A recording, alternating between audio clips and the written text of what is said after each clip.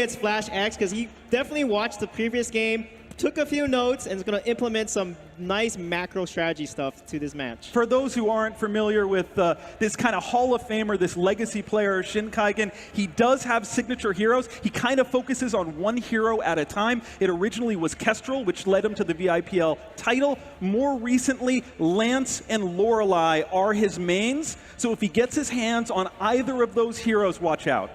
Right, so definitely a captain main coming on in, although we have seen CP Lorelei as well. I'm excited to see whether we have role swaps coming on in as well. Obviously, we know where the TSM players like to play, but we saw PQQ playing Koshka in that last game, and he was doing a damn good job in the early game. Yeah, and as the captain or the shot caller regularly of Team Rockstar Armada, you could see how well he was moving or navigating the team to set up these 5-man bot initiations and ambushes. Another thing that I'm very excited to look out for, hopefully we can see it in this match, is the teleport boots. A new feature or new item in 5v5 that we haven't seen before, that you can try to apply so much pressure with around the map, transitioning to the top lane if you want all of a sudden. So I hope one of these players picks it up.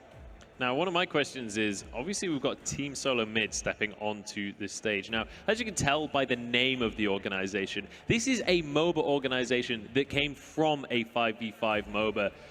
There's potential that they've been chatting to the players in other games and getting some strategies. This could be an exceptionally well-prepared roster coming on into the tournament. Yeah, it's true. And, you know, honestly, everyone at Super Evil, we started out as PC and console players, and that's what we want to do, is bring an experience that is every bit, you know, as deep and intricate as you expect on PC and consoles. So any of those strategies that they might be able to discuss with their brethren, say from League of Legends, that stuff will apply here, and they'll be able to use it to their advantage. Yeah, it definitely will take some translation, different objectives, different timings, but definitely the theories there could definitely make some serious marks on this series. Now, we're getting close to jumping on into the game. I want to ask you guys whether we have any kind of predictions of what we're expecting to see coming out from Team Solo Mid. Obviously, we've just seen Renegades. We've seen that they clearly know how to teamfight. They clearly know how to control the map.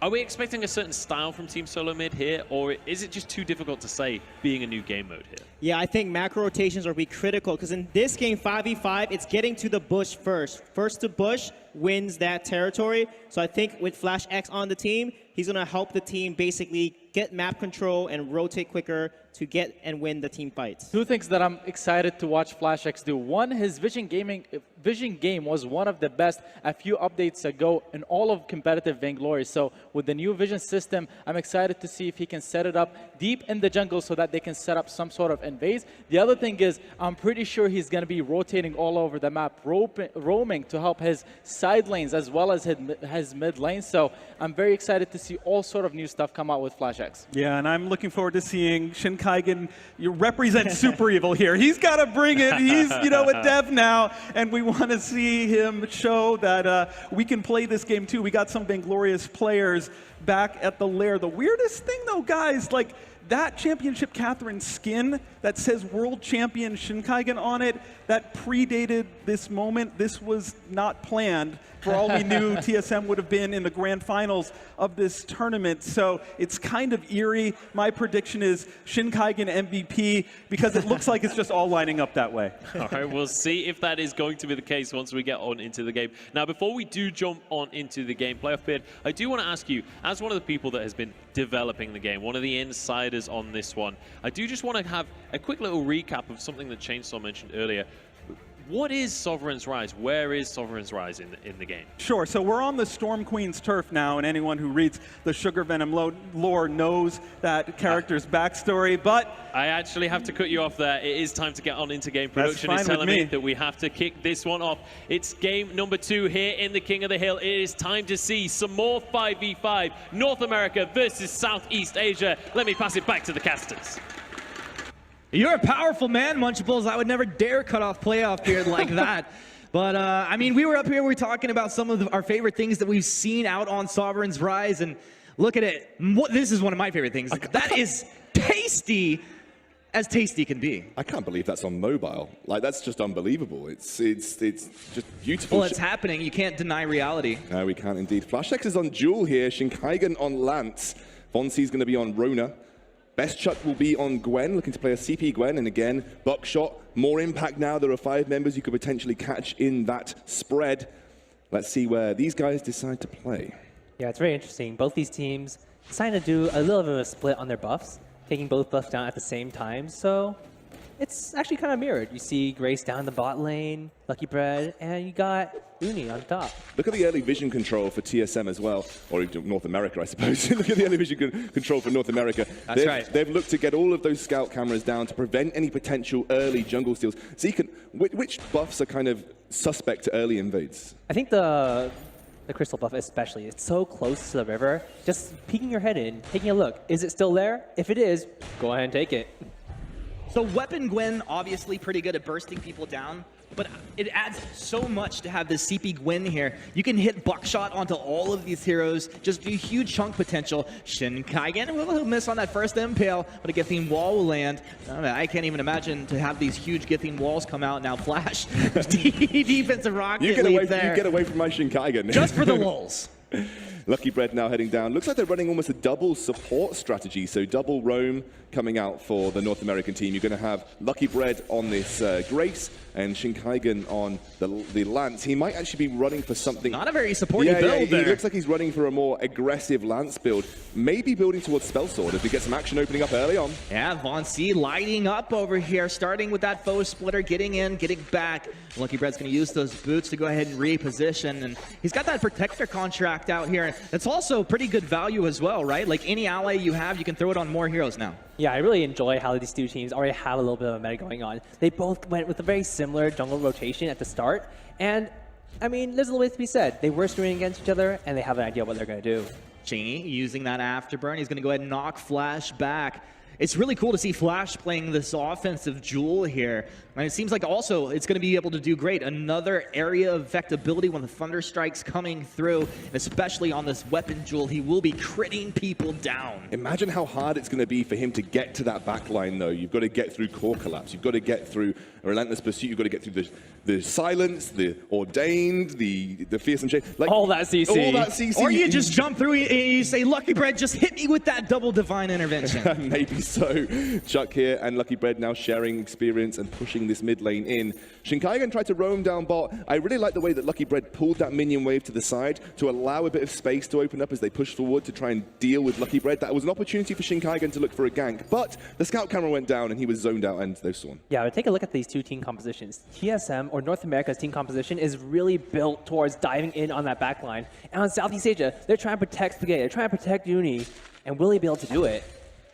Yeah, they've got a heavy amount of protect there, and again, Uni on this Vox, he can stay in a side lane and push if he wants to, but he can again join the team. 2 different carries that you're going to have to pay respect to. Very similar composition to previous, it just Spaghetti is on Celeste, and this time SNK is not on the Churnwalker, he's on the Catherine instead. I'm watching Chingy here, and occasionally he's making the rotation on the opposite direction of the river. It feels like it could be a little bit of a problem for him. He's actually on this buff camp here. Now this is going to be a big deal. Whoever's going to secure this grabs it. I think it goes over to... Celeste. Actually, yeah, it did go over to Celeste. This is a great buff for Spaghetti here. Yeah, again, boosts that CP power of a CP hero. That's a really good invade. And the SEA team, especially Chingy, isn't afraid to move in to the enemy jungle, to look to take camps away. He did it on the healing camp. He's done it on the crystal camp now. Yeah, it's actually incredibly important. You might look at Southeast Asia's side, and they actually don't have many of their jungle camps taken down. North America, all their camps are gone, but a lot of those went to Southeast Asia. Speaking of the jungle camps, Zekan, what are the respawn timers on the jungle camps, just so people know how to plan out their jungle paths? So the normal jungle camps respawn every 100 seconds. However, the buff camps respawn every 160. But that may be changed. It may be changed. Again, we've talked about it. There is still 2 months to go until we actually fully release 5v5. Lots of things will change. Models might change. For instance, there's talk about, obviously we know Battletoad is going to be the gold Treant that is now there. You might see changes to the Treants with the buffs. Lots of things can change at this point in time. Just don't touch my Ozo. Don't touch your Ozo. I won't touch your Ozo, I promise. Might buff him, why not? All right, my man.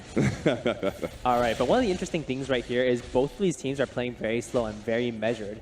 In their scrims, I was watching a couple of them, and they actually rotated out of mid lane quite often, trying to get those ganks on those side lanes. Yeah, it's interesting that really we're seeing what is essentially a 2-on-2 in all lanes, but you have a member usually it's the sort of the perceived jungler rotating out of lane, taking jungle camps when they can. It looks like they're actually splitting pressure across. Oh, they found Teza here. Shinkaigen's going to be looking for that impale. It's off the mark. Vainglory putting out a lot of damage, though. The Ordain comes out. Those bad mojos. Teza just stands his ground. It's a pretty nice sustain for him. He hangs out in the lane. SNK just ready to peel. Look at that championship Catherine skin, too. That's pretty hot. Well, you know, you watch the stream, you get it for free, my friends. Seems good. Seems good, man. All right, looks like North America trying to defend their bot lane against Southeast Asia's aggression, but this does mean Uni on the top lane is completely open. Yeah, I think North America looks to make a play, but Chingy has been all over the map. He has been a roaming god on this glaive. Left, right, and center looking to impact somewhere. Uh-oh. Another impale. Vainglory jumps on in. He's going to start the spin. Teza looks like he's in trouble. Are we going to get our first blood? There you go. North America starting off hot. Wow, three-man rotate set up by Shinkaigen, capitalized on by Lucky Bread. That chain CC coming out, and no fountain there for SNK right now. Wasn't able to save him beyond that healing flask. As Vainglory overstepped himself, a big Githian wall. SNK has to drop down. Chingy's okay. They don't want to get rooted out, so they kind of back up, reposition, but Vainglory moves in. No fear, just fight. Blows up in his face. Chingy finds the knockback onto Shinkaigen. You see the protector contract coming out of SNK, allowing Chingy to hang out on the front side there. They are potentially being cut off, but I'm not sure Spaghetti wants to fight just yet. They also have the scout camp, so they know exactly where they are. Shinkaigen, he's been knocked back. Is anyone going to flank? SNK doesn't. Solar Storm flies on through. Another Githian wall into the impale. Shinkaigen, he's dropping incredibly low, but so is Chingy. Lucky Bread potentially getting in for the kill. Nah. Holds his ground. That's the fountain out of Lucky Bread, though, and a large cooldown. And SNK bought a fountain in the jungle shop through the middle of that engage to keep Chingy alive in that scenario. Look at this, though, SEA, what they do best, just trying to push onto this turret. They know that objectives are more important than chasing for kills. And this is what they were so good at versus East Asia. East Asia might have had the kill advantage. They might have sought those skirmishes, but they went for those objectives. As Tezzaboy does spy out Lucky Bread heading down towards him. There was a scout camera in the river near Ghostwing, and obviously they managed to see him come down. Absolutely, and one of the great things right here is North America, you see, they have 3 members on the bottom side of the map. Southeast Asia, they have 2 on the top. And it's really up to these teams to rotate properly, figure out where their opponents are going to be, and defend against all these pushes. Zeke, and I want to talk about this as Flash clears out this wave near the turret. You've really made it consistent, jumping across walls. Everything's symmetrical. There's no differences in walls across the 5v5 map than there was in 3v3. Everything is designed to be sort of consistent about what you can jump across, right? Absolutely. One of our big goals was to make sure that there are very clear abilities that will make it over the wall. The ones that look like they will absolutely make it over. The ones that don't will definitely not. It's very straightforward. A lot of damage coming out here down in the bottom lane. Vainglory hanging in there, Benediction and Lucky Bread to jump forward. They want to get one of these targets, but SNK disrupting the engage continuously. Once again, Chingy, this is the guy that you keep talking about, making the rotations from lane to lane. He's looking for best chuck, but this Squid's pretty hard to take down. He goes in, they'll get a little bit of this chip damage onto the turret, and slowly but surely, they're doing pretty good work here. Chingy really likes that gank location for Glaive, sitting just near the North American turret in the mid lane, looking for an opportunity. Actually, Vainglory's going to have to be careful here. He is level 8. He's got a level advantage over his opponents. Shinkaigen's coming down. Shinkaigen will be looking for the setup. Lucky Bread dropping low, but has the fountain. Shinkaigen knocked back. Vainglory has the damage. Big impale to come out. Look for Shinkaigen to get a big Githian wall out here. Solar Storm comes on through on the 2. Shinkaigen sets it up for Vainglory to knock it down. Lucky Bread dropping low. That is not the key target for SEA to take down. Shinkaigen, time for rolling. Finds the stun, knocks SNK back. Suddenly, 4 of North America find themselves in the bottom lane. I don't think the bottom lane is done quite yet. They want to take down this turret. They have 3 members rotated down. She can't really engage. She is way too low. Another big impale coming out. This weapon lance doing work. Also with the spell sword as well. A lot of cooldown. And I like this build. Shinkaigen known for these very fun builds. And NA standing their ground, getting damage down onto the turret. They haven't drawn the aggro, so they're doing just fine. SEA stands their ground. Tezzaboy finally making his way back out into the lane. He's got the Ordain down to Lucky. Holds his ground. Shinkaigen sets it up. They find another kill. North America's up 3-1, 10 minutes in. And that is our Super Evil Medcorp World Champion right there for you.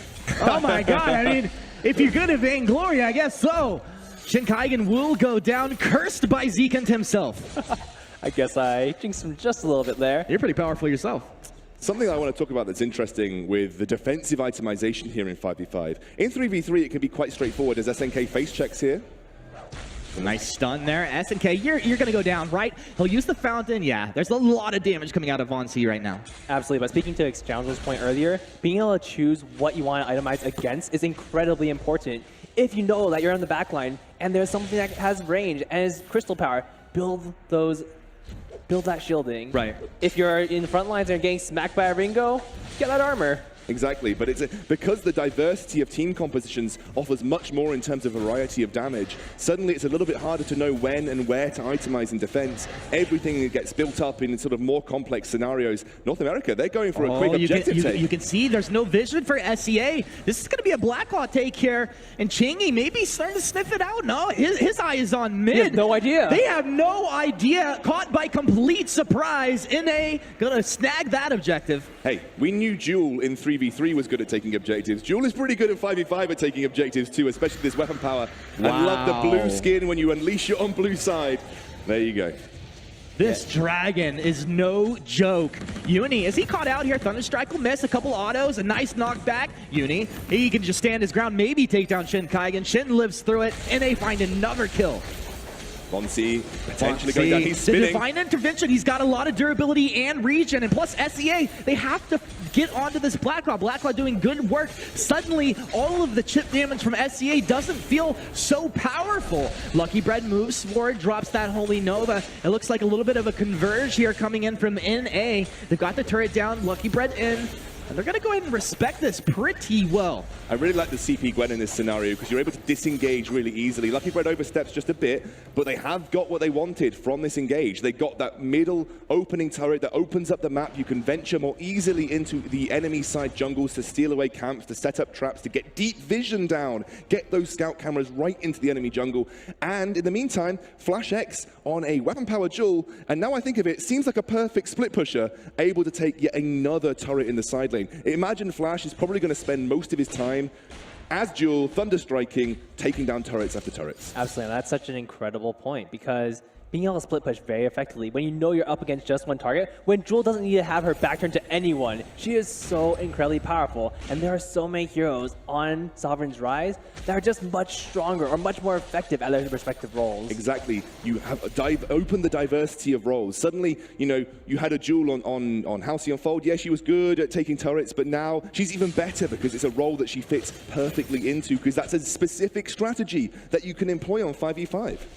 I hear you say strategical diversity. All I hear is dive, and it's all I want to see out of North America right now. They have the composition to do it. They have advantage. We've seen split push, but also splitting of objectives and taking the resources across the map. Chingy over the wall. He'll go ahead and slap Best Chuck, let him know he's there and that he's ready to play some games. Shin Kaigen has made his way over. And can you guys break this down? I'm seeing a lot of spell sword stacking here across the map. Super spell sword stacking. It's a great item if you're heavy on weapon power, but also an ability-focused carry. Things like Glaive, they want to have that afterburn on off cooldown as quickly as possible. Things like Lance want to get that Impale and Githyan wall rolling as much as possible, and they've got those weapon power scalings with them, so it's an interesting item to stack. It's very much burst damage orientated. You go in, you hit hard, you hit once, and get the damage done. Absolutely, but look at TSM, look at North America, getting those scout cams down on the bottom side of the river. They're getting ready for this Ghost Wing. The moment it spawns, you can expect them to make a move. Now there's a lot of movement potentials across the map. You can see that some heroes are taking a significant level advantage, specifically Uni and Spaghetti, who have just stuck themselves in the lane, not so concerned with rotating across the map. Von C doing mad work down here in a 2v1. Chingy finally shows up. Von C, he jumps back, stunned up, but Best Chuck's here. Shin Kaigen as well. They block off the Aces High. Fearsome Shade will catch Shin Kaigen. About to have a whoa! Talk about a global ability. Best Chuck, he wants to run back, but he's got big splash damage. 667 damage coming out of that bad mojo. Lucky Bread with Shin Kaigen able to take one of SEA. Shin Kaigen goes down. Lucky Bread got to get back, but he's outnumbered, surrounded by foes, and taken down. 4 dead heroes for North America, and suddenly SEA ready to take this dragon. Yeah, and we thought that North America had the advantage right there. They got to bot lane with 4 members against the 3 of Southeast Asia, but the rotation is coming out from Southeast Asia, where it's absolutely fantastic. The differences that we saw from North America versus Flash. EA. Wait a second, Flash could go for a steal here. They have that scout coming there. Flash doesn't know it. Big red button over the wall. He gets it! first That's objective what I'm steal. talking about. The first objective steal of 5v5. Yeah, pretty and neat, huh? And it's Flash X over the wall. Big red button, Ghost Claw. Flashy X. Go swing. Go swing. That was incredible. Flash X going in, dropping that scout cannon. This is the incredible part about the vision system. Even as a carry, you can get your own vision down. And something that's understated is scout traps are placed directly where you walk. You have the freedom to place them over walls here. You have the freedom to move them around. It's a little bit more diverse in terms of placing those scout cameras. Absolutely, and being able to drop them in key places. You see North America moving on towards this Black Claw. So they've taken Ghost Wing. Now they're going to use this buff to their advantage to move in and take Black Claw as well. SEA knows what's happening, but can they contest this one? SNK trying to get in position. Will look for Chingy over the wall. Spaghetti throws in the Solar Storm. Chingy won It it. tears on through. It's going to be secured by Shinkaigen, the super sub himself. Chingy has fallen. North America blowing this game open. SNK will go down as well. Suddenly, Black Claw descends upon the mid lane. North America have taken 3 kills and will now look to push potentially into the base of SEA. Wow. Wow, that's amazing from North America. They're going to get a push here. And remember, Black Claw is stronger if you take it later into the game, so he has the ability to be more aggressive in the siege. And North America are going to look to fully exploit that right now. Flash X had done very little in terms of participation all game. He had spent that side lane pushing those minion waves, pushing the turrets, and then one heroic play has brought North America right back into this game and potentially even looking to finish it off in a short space of time. Yeah, absolutely. Taking that Ghost Wing really allowed them to take Black Claw without taking too much damage. Southeast Asia, they came in full of fight. They were able to put a lot of pressure on North America, but it just wasn't enough. Now, Von C's playing games in the bottom lane here, so he's splitting up what the advantage out of SEA as full team.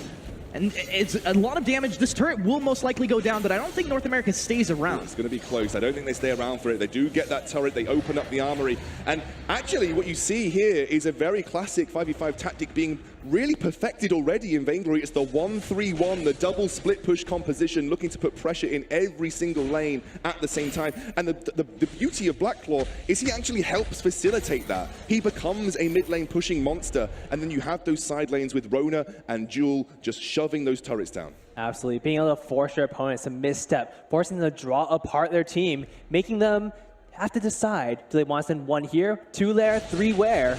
They have no idea. I've actually thought about this composition even more, Humanist, and it's beautiful. Rona is great 1v1. Jewel is great 1v1. Then you have a CP Gwen in the mid lane along with a Grace and a Lance. They have long-range disengage. They can consistently push the enemy back if they try to engage upon them, and that allows them to be very, very sort of, I guess, careful about how they approach their own mid lane siege while you have these 1v1 monsters in the side lanes performing this 1-3-1. Absolutely, and with both Rona and Jewel being able to jump away from the fight, if they do get ganked, they'll be okay. Super mobile. Yeah, Chingy, he does have a ton of spell swords though, so being able to chase them down, it could happen.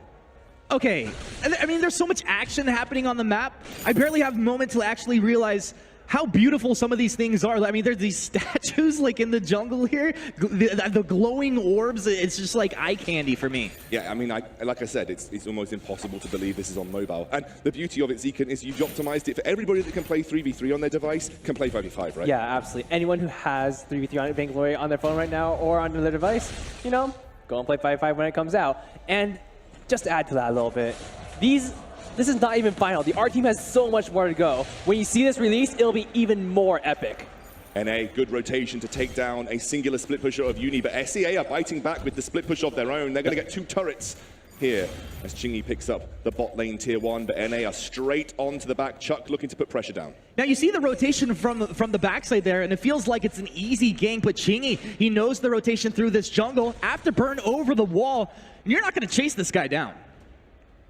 Shinkaigen's opened up with a Crucible here. It looks like it is going to eventually move into that double supportive style. And, you know, in some ways that feels necessary in 5v5 because of all the different types of CC that you have to negotiate. This could be a big fight, though. 2 members not here for SEA. NA go in. Yeah, they jump in. A big stun onto SNK. He turns around. Blast Tremor blocked off. You can tell North America ready for that one. And now suddenly 5 heroes for North America to the 3 of Southeast Asia. Will be 4 soon as Vox joins this fight. Lucky Bread dropping low, uses the fountain. They turn around. Chingy is popped. Remember, Flash X, he's still on Ghost Wing over here. He's all business. Solar Storm's going to come on through. I don't even know if they can actually Flash still stay on. X. Yes, they can. Tessa Boy down. North America's roasting SEA. Oh no, it's a disaster. Spaghetti's the only member alive. And that's an incredible play coming out from North America. They knew there was a gigantic minion wave pushing their bot lane. They had to force something. They actually lost a turret. And they're going for Black Claw again now. It looks like it's Flash trying to solo out Black Claw by the rest of the members of North America, try and push these lanes back. They want to set up a slow push in the side lanes, then work with Black Claw once it gets released. This is huge from North America. SEA have got a very spaghetti-orientated composition. He is a hyper carry. Here goes Flash. And that is the power of Joy there, being able to tank up all the damage as long as her heavy plating is facing forward. Someone needs to nerf Flash at this point. I think like he's too OP. And we talked about macro tactics. We talked about Flash X's understanding of the game. This is starting to show here. Von C also has great experience in these kinds of situations too. And a lot of shot calling probably going on for North America right now as they have a huge advantage to try and push this game in for a win. There's Black Claw marching down. Flash is in the side lane. Up top. I mean, you're going to deal with this huge dragon running. Why wouldn't you try to kill this dragon marching down your middle lane? And North America's here with 4, but Flash is up in top. Uni's going to try and dissuade that push, but this is going to be the Armory taking damage now. Vayne Crystal wants some of this. It's going to start throwing out attacks as well. Lucky Bread tanks those up on the front side. A big red button, not the big damage source for the Jewel, but he hangs out doing damage from long range here.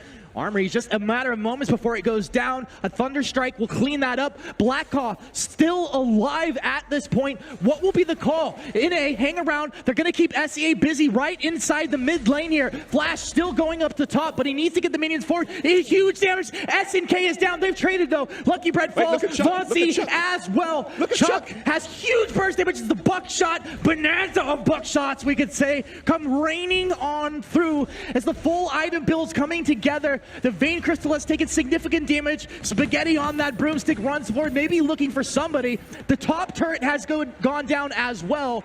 SEA hanging on by a thread. And this is exactly how you use these game-ending objectives. You take the Ghost Wing, you make sure you have that buff, you make sure any fight that you take will go in your favor. And then you get the Black Claw, pushing down mid lane and let you split up. Your opponents, they need to decide, do they want to engage you? Do they want to take down Black Claw? If they take too long, they just lose. You just don't see this in the 3v3 iteration of Vainglory. You don't see this tactical diversity. In 3v3, you are forced to teamfight to end the game because you have a singular lane to push through. In this, you don't need to teamfight. You can push on every single lane. And Bestchuck was doing a great job of stalling and slowing out the SEA members with that CP Gwen while disengaging himself, allowing Flash X space to go and push that top lane. SEA were torn between Black Claw and dealing with Flash, pushing that top lane. You talked about the strategy that Flash brings to the table, and I think that's a really good point. I mean, a lot of times you want heavily mechanically players with heavy mechanical ability on your team, but you might just have a mastermind who maybe doesn't stack up the way Von C does, but can make those shot calls in the moment. It's so big here. Exactly. It's not all about mechanical skill now. Suddenly your game sense, your game knowledge, the way you approach the game becomes that much more important. There is a role for everybody. You might not be that monster that 1v1s everybody, but you could have the brain for 5v5. And that's showing here, you know, across all of these members. Yeah, absolutely. And that is very, very important. You don't have to be a mechanical god. You just have to outplay and outthink your opponents. Be one step ahead, and that's all you need. Objectives will be coming up fairly shortly. 24 minutes in, North America up into the top lane at this point. Now they've taken this base turret down. They want to get into that armory and take that down as well. It means that lane will automatically push forward just naturally. Yeah, SEA caught off guard here, no vision, and they actually have to back off and get their Shinkaigen goes in. Impale, the Githing Wall knocks them back. They don't have the stun. Chingy though, he's going to be back on the Bestchuck. Bestchuck, huge damage. If he can get back in, that's exactly what North America need. This armory taking big damage. It's down, well, maybe just 55% or so. But yeah, it's okay. He goes down, but his team, they want to take the armory. It's worth it if they can get it, and they've taken it down. They've lost 2, but if the rest of their team can stay alive, this is still a big win for them. Lucky Bread winds up for the Holy Nova. Maybe he regrets that one, but it's going to be okay for NA. Wow, that's exactly what North America wanted. They just wanted to take down the armory. They've got 2 lanes pushing as Shinkaigen goes to deal with the bot side, but Ghostwing has spawned, and Blackclaw will shortly after. SEA look to exploit the man advantage they have and take the objective that might land them back into this game. Yeah, this is where you have to question, did North America extend too far? Yeah. Did they push a little bit too far? They took down the armory, but Southeast Asia, with this Ghostwing, they might be also going for the Black Claw. Remember, Best Chuck has got a very high damaging ability like this. Look at the pressure he's putting on with just that buckshot. They have to be so careful, SEA, right now. Ooh. Oh, Best Chuck, you got a lot of damage, but you are incredibly squishy. Shinkaigen, show me something here. Show me something, Shinkaigen. All right, he's not going to pull the trigger on that one. Can't blame him. Scary situation when you're dealing with 5 members of SEA. And they're going straight for Blackclaw now as well. Lucky Bread yet to respawn. Blackclaw is going to be the focus of SEA, pulling exactly what North America did against them. This could be a game-ending push for SEA, remember. They can take this and run with it in the mid lane. However, Southeast Asia, their Vein Crystal is completely exposed. North America, they have a lot of options here. They can go for a potential backdoor. Exactly, the backdoor is real. You have 2 lanes pushing in favor of North America as well right now. If North America can hold on here, they are in a good position to try and get their way back in. And this is also, I mean, there's so many reasons why Vision's incredibly important, but especially in moments like this. SEA, yeah, they have a massive advantage, but if someone does sneak back in there, exactly like Lucky Bread, now, I'm curious if he's gonna, yeah, he's just gonna drop some Vision and get out. Oh, Lucky Bread, that's not the one you wanted, bud. Well, he has his boots to try to get out. They might lose Lucky Bread here for nothing. He's going to be stunned up and taken down, but NA are on that Black Claw. You'd say it's nothing, but they are on that Black Claw. And if they do manage to take it down, and you have to look, FlashX, he does have the teleport boots. They are ready. FlashX has got teleport boots. A Jewel, so good at taking down objectives, so good at punishing huge amounts of damage. FlashX was looking for the opportunity, and Lucky Bread, I think, was trying to set up for it. So what units can you teleport to on the map? I mean, do you have to have something for it? And maybe is that why the scout cam was getting put down? Absolutely. Scout cams, minions, structures. You can teleport to most allied things. You can't teleport to Black Claw, you can't teleport to heroes, but almost everything else. All right. It makes a whole lot more sense now, maybe why that deep scout cam was going down. SEA still riding that Ghostwing buff at this point. That's pretty scary as they march on forward here. Look how diverse builds have become here. Spaghetti's gone for a 5 CP item build, knowing that he's got plenty of protection to back him up. He might feel that he doesn't even need a reflex block for how hard it is to get through that front line that the SEA roster has. Now keep your eyes up in this top lane. That lane is pushing forward and it will naturally do so. SEA cannot afford to just let that move on its own.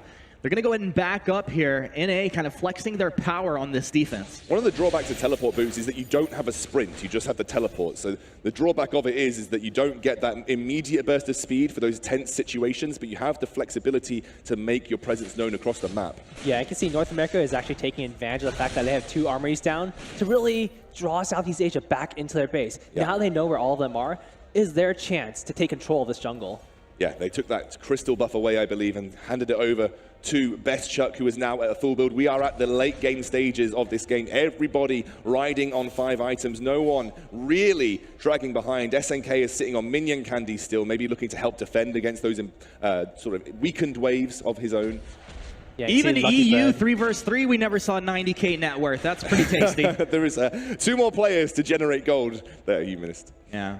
Of course, just maths. Look at the map. So good at. Southeast Asia, they're completely blind. North America are completely taking control of the vision on this map right now. Nothing to bait for it, though, right now, Zekan. If Black Claw was up, maybe... Javon C, well, goodness me, going in. But, you know, if they have control of this and then Black Claw spawns, that's a really, really good position to bring SEA to face check and set up for a big fight for North America. Absolutely, and this game is so incredibly even. All these heroes building towards their full item build. Best Chuck and A, Von C just taking a couple more camps away from Southeast Asia. Infusions need refreshing here for North America. It is going to be Ghostwing spawning fairly soon. 20 seconds. This is dangerous. Well, they have no idea. They have no idea. This is a surprise brush. SNK, now he's about the tankiest hero from SEA. He's going to be rooted up. Stormguard comes out. They block off the Flash Trimmer. That's about as good as he could, but he's got 2. That lands onto 3. The chase is on. Fearsome Shade, the Solar Storm rips on through. Shade Kaigen sets up with the MPL, but Flash X is down. That's their huge damage source. NA, can they stay alive? The Divine Intervention comes out, but it's not on Devontae. Devontae's fallen. SEA have taken a massive advantage. They have not lost anybody, and suddenly Lucky Bread's left left for dead. Shin Kaigen has fallen. SEA appear to be doing it at this point. And we also have Ghostwing and Blacklaw that have just spawned on the map. Yeah, and you saw right there, North America, they thought they had the Death Rush. But the Catherine, she face checked first. She was completely fine. She tanked all of the damage coming out from North America. And North America don't really have a safe team fight composition against what SEA are bringing to the table. SEA have got a ranged hyper carry Celeste. They've got Uni, who's now at 3 items full build. You've got a very heavy hitting Tezza on this Batiste as well. You know, you have a lot of melee threat coming out from North America and a very low damage output. CP Gwen, she likes to play the range. She likes to play poke style team fights. She's not good in these massive onslaught team fights that SEA function far better in. Absolutely, but look at the vision control in Southeast Asia jungle from the side of North America. Will they go for those teleport boots? Check out Flash. He's got teleport boots. Shin Kaigen too. He's heading towards the bot lane. Double teleport. Double teleport. This could be an attempted backdoor if SEA push very hard with Blacklaw here. But the vision's just gone down. Oh no. They've just lost all their vision. I mean, they could also port one person up into the minion wave, right? Yeah, Get him into position, then port onto him, right? Absolutely. They can teleport onto a scout cam. Best Chuck's probably going to do his best with Buckshot here to try and ward the Southeast Asian composition away with this Blacklaw, but he's going to be waiting in the wings. He has got that big minion wave to work with in the top lane. Flash could look for a teleport. I mean, honestly, he's going for it. He's going. Is he going for it right now? The port up in the top, they both go. They're going to force ports back, and the rest of the team will look to do work onto the Blacklaw and also cancel any teleports. The chase is on. Best Chuck's there. He has the area of effect damage, but 2 of SEA have snuck back. Von C, no fear, just fight. Get in there, but he's feared back. Huge fear some shade. The divine intervention, but Shin Kaigen's here. Flash X, they're closing onto the back. No retreat. Another peel for Chingy. Oh! Shin Kaigen! SNK, can he get the disables for his team? They're going to be able to block off the stun now. Kiting backwards, NA, they have the advantage. The fountain comes out. SNK's down. NA, they take 2. They lose nothing. Tezza Boy, all they can do is throw the fearsome shade. SEA's on the back foot. If North America do not lose any heroes, they will be closing this game out. They jump in. Uni split apart from his team. No!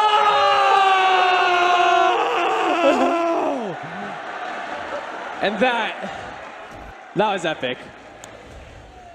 I mean, that was probably just too many impales getting hit. Shin Kaigen went way too hard there. Oh my word. I couldn't handle it. That was incredible play coming out from both of these teams. Oh. It looks like they're still going. I think it was just our spectator side because Flash is still in the game. It looks like North America is still going in. We'll jump straight back in. We'll jump back in. Shin's being a good sport. He's like, I don't know, should I kill him? Should I end the game? Just leave him alone for a little bit. Not exactly sure. Obviously, things were getting pretty intense right there. I mean, were mistakes made? Were these guys? Was North America just outplaying their opponent? We're back. The Blacklaw's pushing. Blacklaw's the pushing. Vein Crystal. Oh. But they have to get back. Now they can't get in there and actually finish with this push. Suddenly, we're at 33.5 minutes, and this game is still very much alive. Okay, Blacklaw died. Blacklaw's down. All right, and here we reset. North America, that's an incredible play coming out from them. They were able to teleport behind enemy lines, force people to recall, and then flank the remaining members. Yeah, that was the key part. I mean, it drew Southeast Asia back. 2 members back to deal with the North American teleport, and then they saw the back happen, so they knew they hadn't stopped everybody from backing. They then flanked onto the Celeste, the key target from Southeast Asia. Shin Kaigen set up with some amazing impales, and they were able to take down the key hyper carry from Southeast Asia, but it wasn't enough to push on to the Southeast Asia Crystal, and we are still in the game.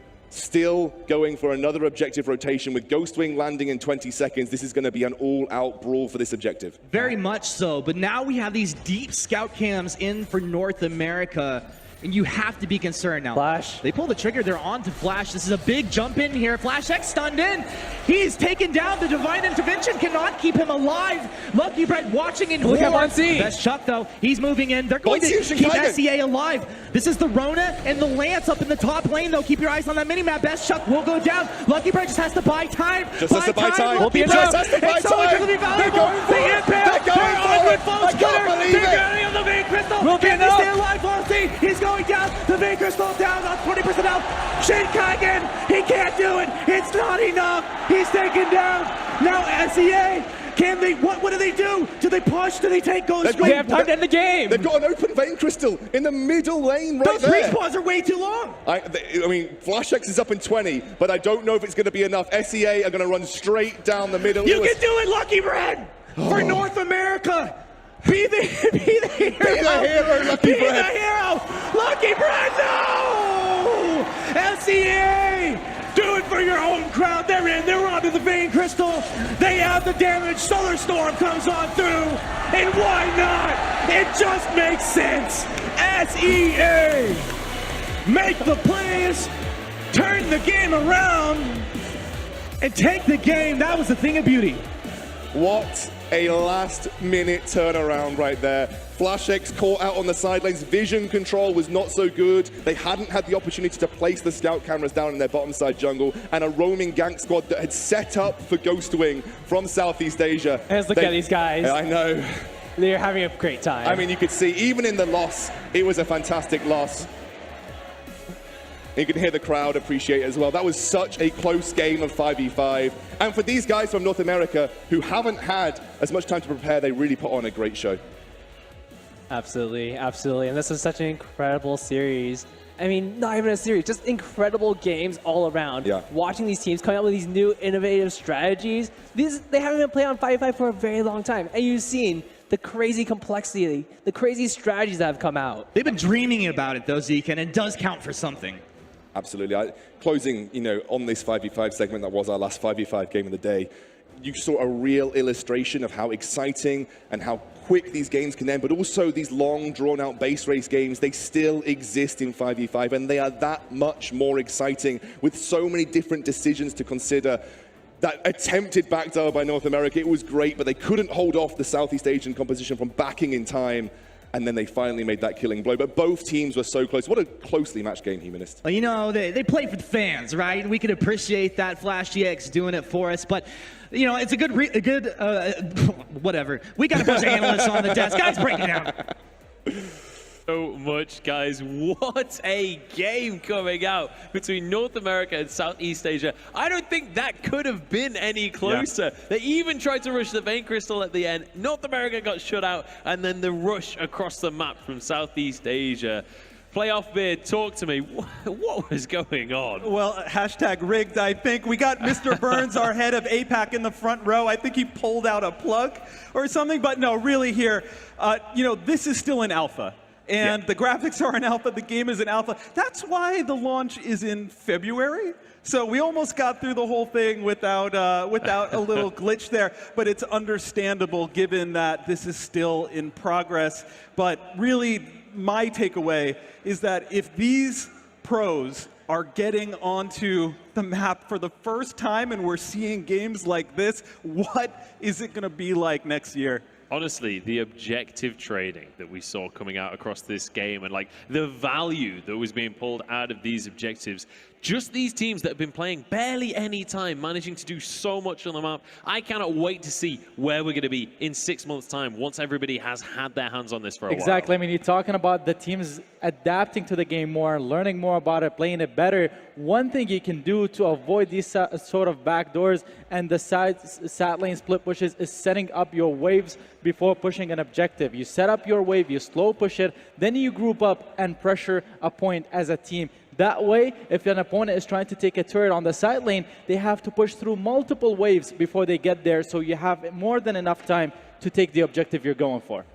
Yeah, for me, it's two things. Shin Kaigen, you are still a god on that lance, man. Oh, my goodness.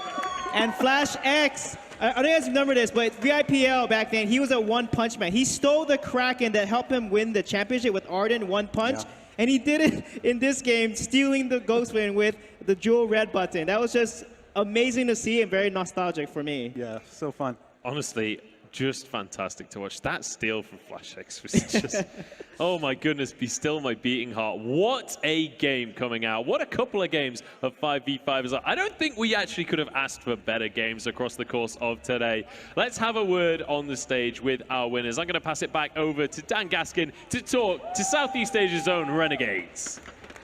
Thank you very much, Munchables. Yes, Southeast Asia, they were victorious, but it was a very, very close game. It was I think everyone was biting their nails during that one. Hopefully not you, because you've got to use it to tap the iPhones and stuff. So, I mean, what was going through your head right at the end of that game? Because TSM, or North America, they went for the backdoor attempt, and then you guys all had to teleport back. Were you a little bit nervous?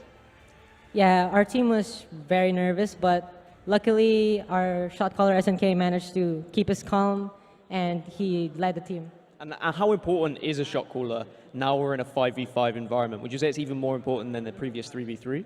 So in 5v5, there are 2 more players. That means that communication is even more important. Teamwork is more important, so having someone lead and not having a second leader, which can potentially